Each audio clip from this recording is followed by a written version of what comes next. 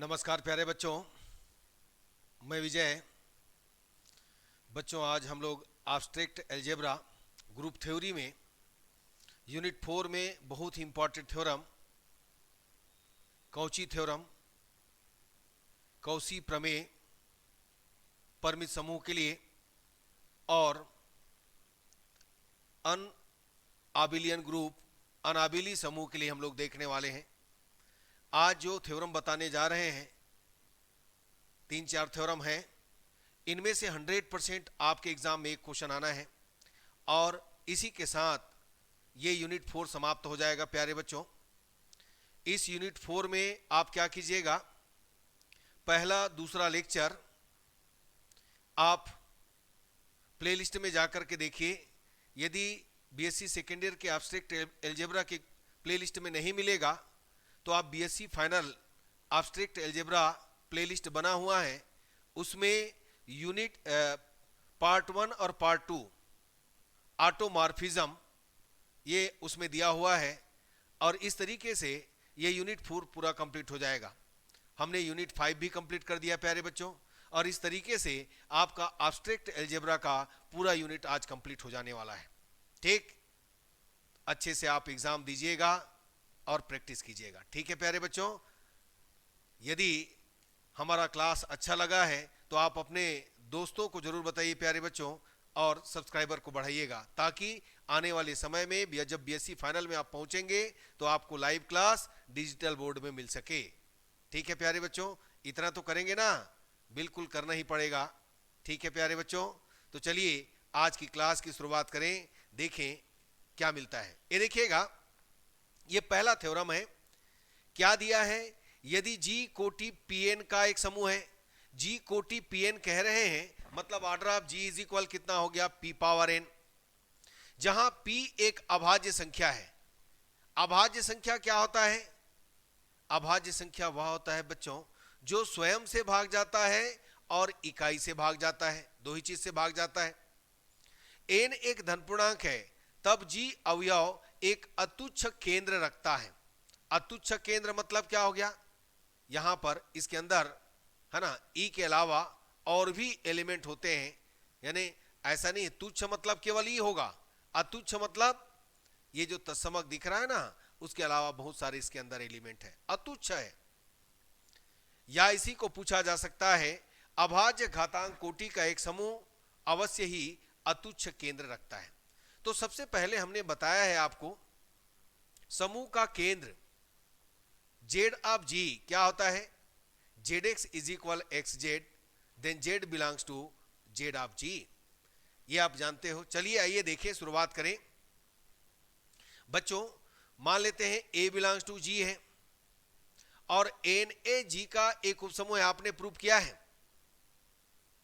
और इसके पहले आप लाग्रांज प्रमेय भी देखे हैं कि एच है ना क्या होता है, समूह जी का भाजक होता है, उपसमूह ए समूह जी का भाजक होता है। तो भाई आपने एन को एक उपसमूह बताया है, तो उपसमूह की जगह क्या हो जाएगा, ऑर्डर ऑफ एच जो होता था लाग्रांज प्रमेय में, ये हो जाएगा order of N is equal order of G. जानते हो ना, लाग्रांज प्रमेय आपने पढ़े हैं पिछले चैप्टर में, पिछले लेक्चर में। ठीक है, आइए आगे बढ़ते हैं। अब ऑर्डर ऑफ जी आपको दिया है, देखो क्वेश्चन में, जिसकी कोटि कितना है, पी पावर एन है, तो पी पावर एन यहां पर रख दिया। और बच्चों पी अभाज्य संख्या है, तो हम इसको क्या मान लेते हैं, यदि डिवाइड करते हैं, इसको डिवाइड करते हैं तो हमको क्या रिजल्ट मिलता है, order of N A is equal P power N A. और यह एन ए जो है, देखो यह एन ए जो है एन से क्या होता है, या तो छोटा हो सकता है या बराबर हो सकता है, उससे बड़ा नहीं होगा, याद रखना, क्योंकि आपके पास यहां पर ऑर्डर ऑफ एन इज है ना डिवाइड्स पी पावर एन है।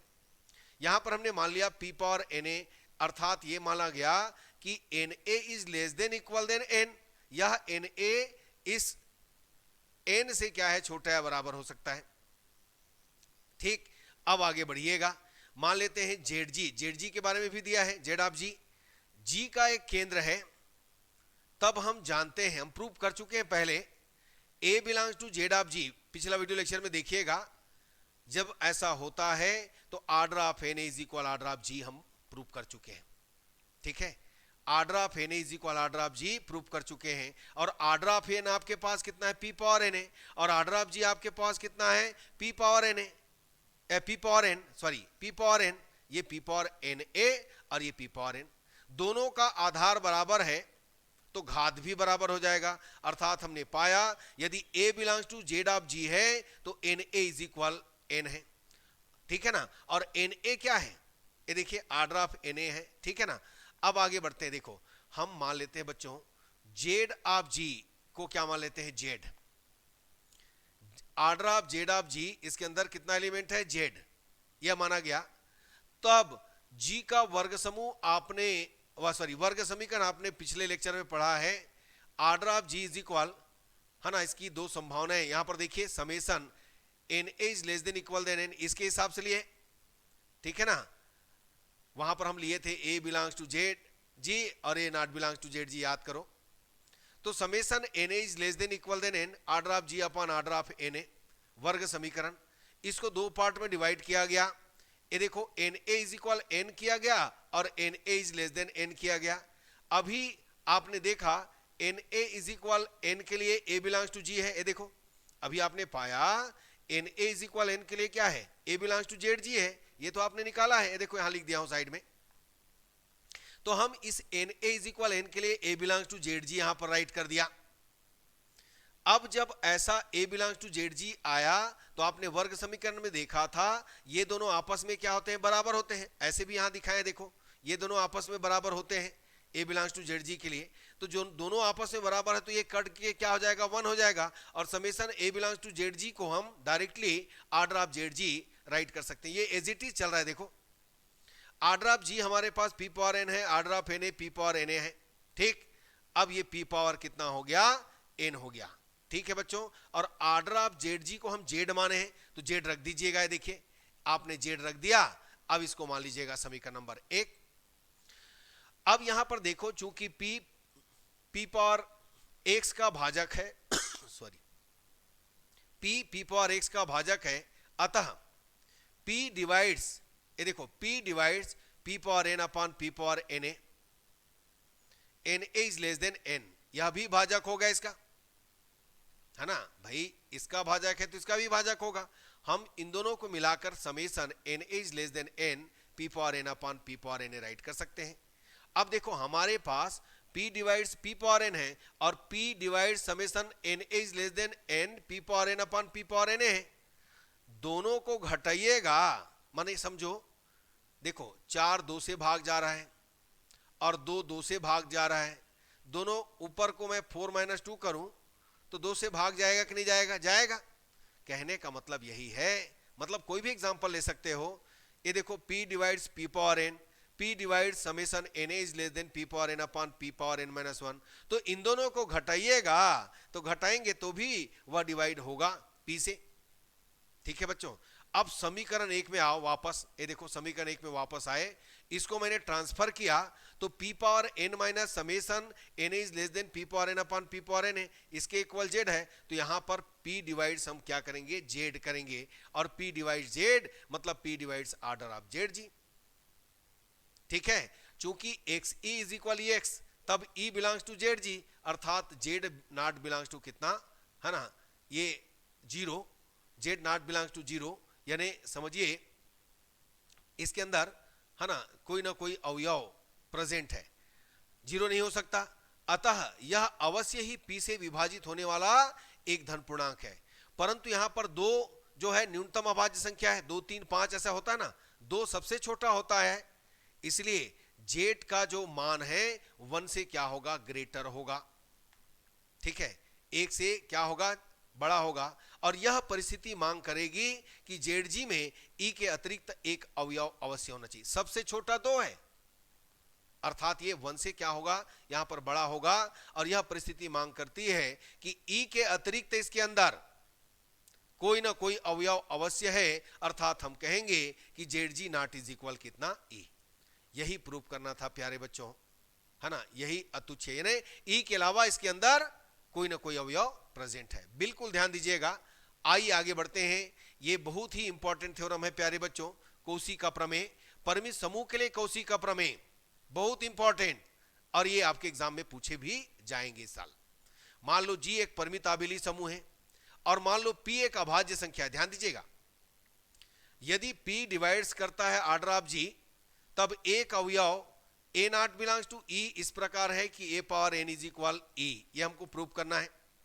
या फिर कहेंगे दूसरे शब्दों में, परिमित समूह के लिए कौशी प्रमेय को लिखिए एवं सिद्ध कीजिए। ये परिमित समूह के लिए, एक होता है अनाबेली समूह के लिए, आगे पढ़ेंगे हम लोग, एक परिमित समूह के लिए, एक अनाबेली समूह के लिए, दोनों करके जाना है आपको। ठीक है बच्चों, तो क्या करना है देखो बच्चों, आपको मालूम है गणितीय आगमन विधि क्या जानते हो? आप क्लास 11th में पढ़े होंगे गणितीय आगमन विधि।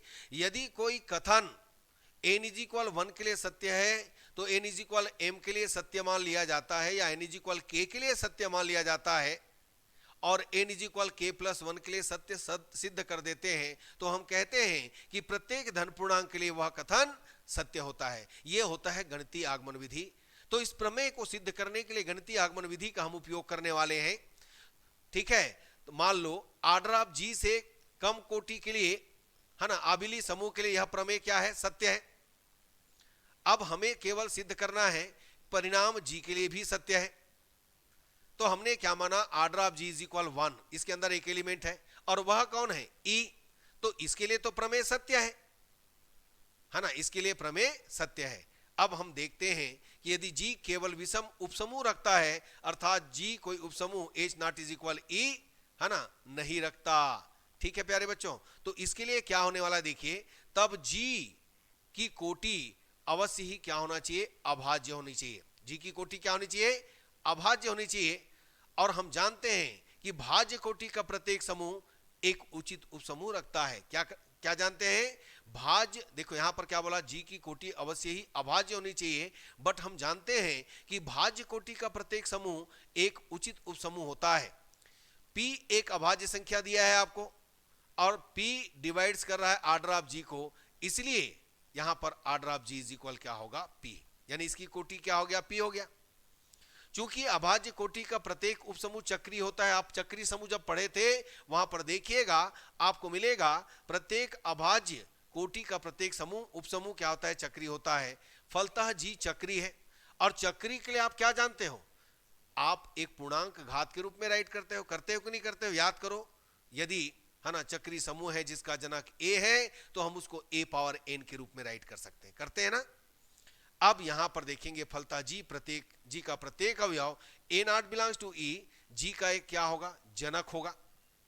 और ई को छोड़कर जी के शेष पी में से एक ई को छोड़ दिया हमने, तो कितना बचेगा? P minus 1। P माइनस 1 अवयव इस प्रकार होंगे कि हम इसको इस तरीके से लिख सकते हैं, A order of G is equal, चक्री समूह का परिभाषा है ना, अर्थात ऑर्डर ऑफ जी P है तो ए पावर P इज इक्वल कितना? ए। अब मान लो जी उचित उपसमूह को क्या करता है? रखता है, एन को रखता है। तो अभी तो आपने देखा था एच नॉट इज इक्वल ही, तो एन नॉट इज इक्वल ही होगा। अब यहां पर दो संभावनाएं उत्पन्न होगी, दो परिस्थितियां निर्मित होगा। एक निर्मित होगा P divides order of N और दूसरा P not divide order of G. दो परिस्थिति निर्मित होगा प्यारे बच्चों। अब हम मान करके चलते हैं, चलो P divides order of N माने तो क्या होगा? गणितीय आगमन परिकल्पना से ऑर्डर ऑफ एन अवश्य ही ऑर्डर ऑफ जी से छोटा होगा। चूंकि एन आबेली है तब B belongs to N, B not is equal E का अस्तित्व इस प्रकार होगा कि B power P is equal कितना? E। ठीक है बच्चों, तो ये थोड़ा सा याद करना पड़ेगा आपको, ठीक है ना, आगे बढ़िएगा। इसलिए हम मान लेते हैं कि P not divides order of N, चूंकि G आबेली है और एन जी का प्रसमानी उपसमूह है, तब G अपान एन विभाग समूह होता है, मालूम है आपको, है ना। एक विभाग समूह है जिसको कि हम राइट कर सकते हैं order of G upon N is equal order of G upon order of N. त्रिया गुना कीजिएगा तो order of G is equal order of G upon N order of N. इसको इक्वेशन फर्स्ट मान लिया।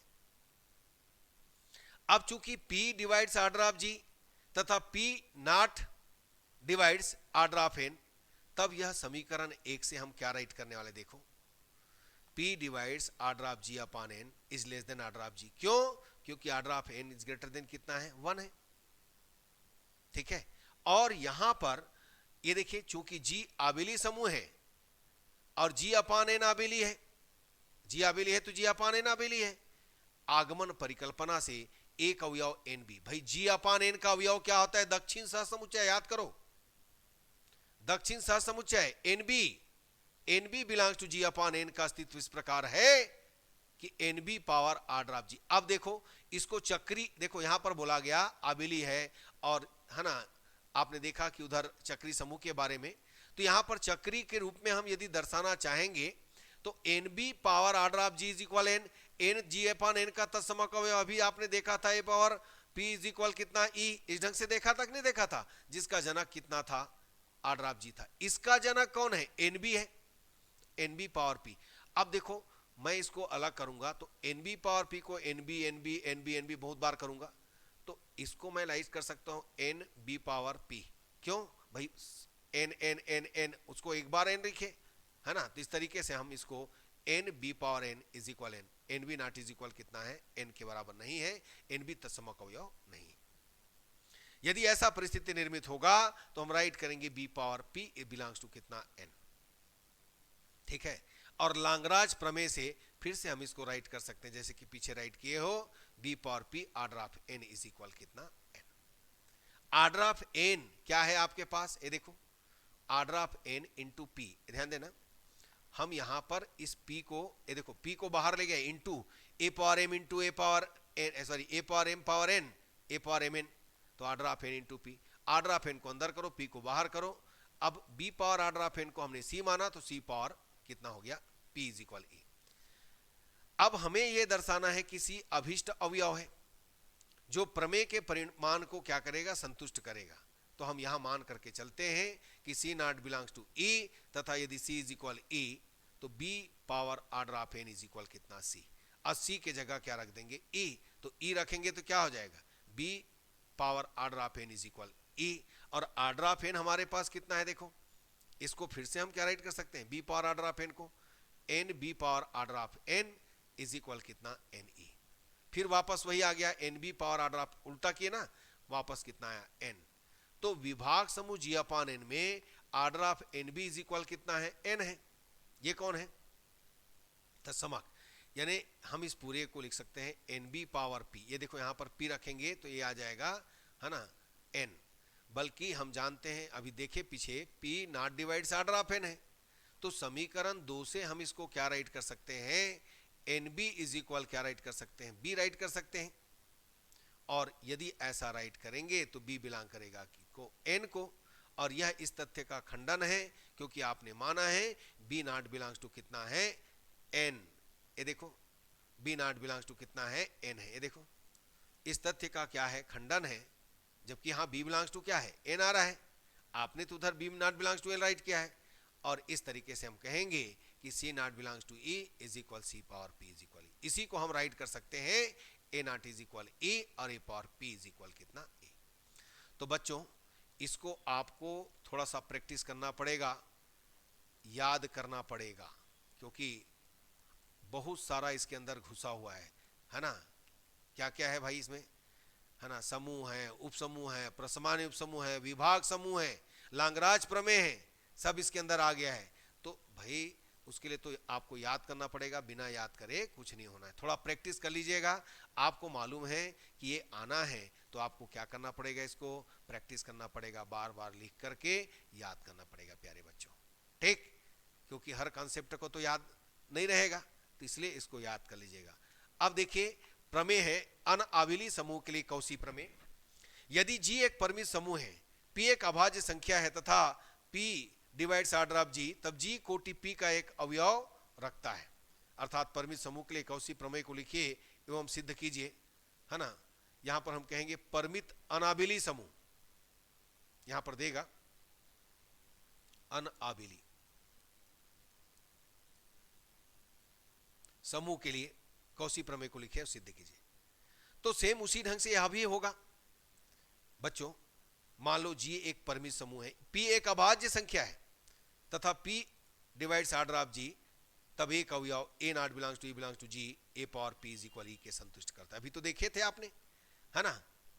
क्या देखे थे? इसके अस्तित्व को सिद्ध करने के लिए हम ऑर्डर ऑफ जी पर गणितीय आगमन विधि का फिर से उपयोग करने वाले हैं। अभी देखा उसके पहले, अभी है ना, इसके पहले वाले थ्योरम में देखा कि ऑर्डर ऑफ जी से कम कोटि के सभी समूह के लिए प्रमेय सत्य था, और फिर से यही लिए थे कि नहीं लिए थे?